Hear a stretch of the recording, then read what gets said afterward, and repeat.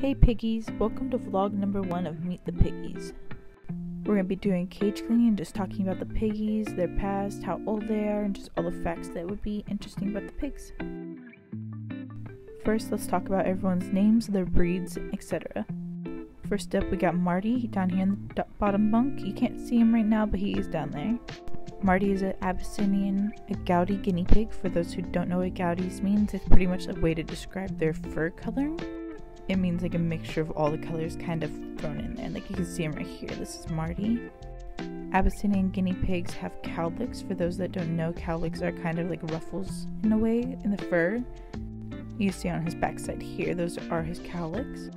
I've actually had Marty since he was a pup that could fit in my hand, and he actually had really defined cowlicks before, but as he got older and his hair grew out more, you can't really see them anymore. They're just kind of messy hair. For those wondering, I got Marty in 2017, and he used to be bonded with someone named Oswald, but Oswald passed away in February. So now Marty is a free roaming guinea pig. He's able to walk around practically the whole room with us.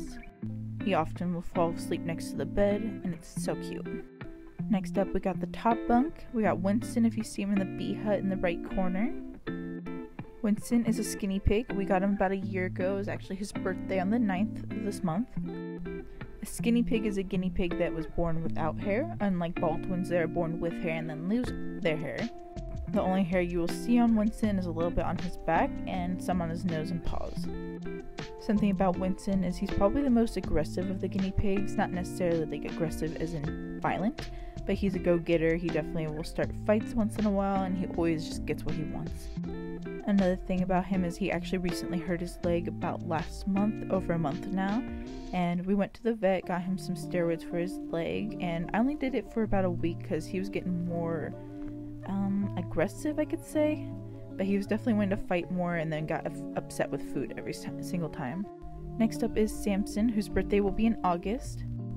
For birthdays, I do it when we got them because obviously we don't know their actual birthday, so August is when we got him last year. Samson is American crested guinea pig. American crested guinea pigs are different than English crested guinea pigs because English crested guinea pigs will have a pretty solid coat throughout their whole body, including the crested part, which is the divot in his head, if you can see on the right there. The crest is pretty much another cowlick. It's just that these breeds of guinea pigs only have one cowlick. For American crested guinea pigs like Samson, he will have a white crest most of the time, and then the rest of his body will be a different color. Samson is the biggest guinea pig I've ever had. He has to be over 3 pounds at this point. He's still healthy and active, so I'm not worried about his weight. He's just a naturally big boy. Which is interesting because he is not the alpha of the two piggies up top. So Samson and Winston actually weren't bonded for a long time because for a while they were able to play with each other during playtime, and then one day they had a really big fight.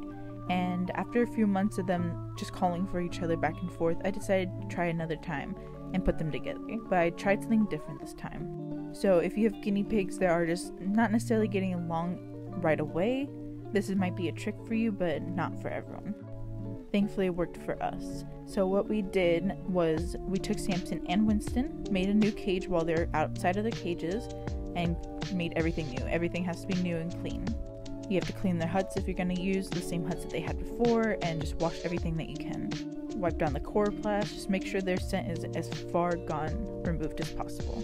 And then next you're going to take your top piggies, or the two piggies you want to bond, and you're going to bathe them together. It's going to be really hard, especially because they're going to be scared. They've never bathed together, they don't really know each other, and it takes them a second to come out of their daze, and sometimes they start to notice each other and not fight, but they're scared and they notice each other, and you can tell there's tension. The reason why this work is actually a little bit sad, but you're kind of trauma bonding them. And even though it's sad in the long run, it is for the best because guinea pigs like to have friends, and they're friends. They love each other, they call for each other even though they fight still. Lastly, here's Oswald. He's on the left there. He's a silver gouty guinea pig. Oswald was my first guinea pig ever, and in fact he was my first pet for a long time after going through a lot of financial issues with my family and then mental issues personally. After high school I started to really struggle, and I wasn't sure what I wanted to do other than just honestly play games. I was in a really depressive episode, and I felt like I would never be able to take care of myself, let alone a guinea pig, which at that point I was really obsessed with. Even now, obviously, I am. I remember one day I just felt really determined, like, no, I'm gonna do this, and I'm gonna have guinea pigs, I'm gonna take care of other animals, I'm gonna start taking care of myself. So I messaged a friend of mine out of the blue because she had offered guinea pig supplies, like huts and stuff, and when I messaged her, she asked me if I had a guinea pig, and I said, no, I'm just getting ready for getting guinea pigs, sorry. And she mentions, oh, I have a guinea pig right now, and I honestly am gonna be moving soon, and I won't be able to take him with me. Do you think you would be able to take him in? She drove 2 hours from LA that night, and I got to meet Oswald.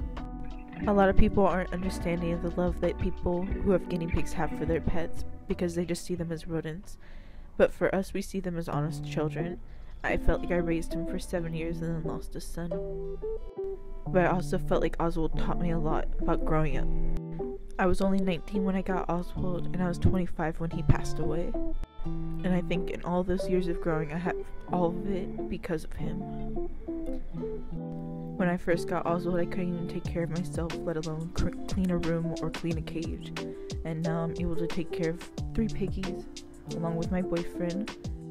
I've overcame a lot of fears, I've moved out, and a lot of things were scary along those years, but I always felt safe because I knew I was going to go home to my guinea pigs, especially Oswald.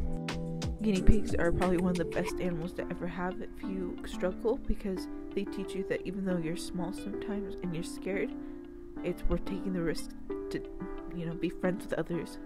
For guinea pigs, every day hanging out with humans is a risk because as far as they know, we could just decide to eat them, even though obviously we're not going to hurt them or eat them or anything, but they know that there's always that option, there's always that fear. So when you see the fear disappear from animals entirely, see them relax and just fall asleep on the rug like as if they're a puppy, it's honestly an amazing feeling.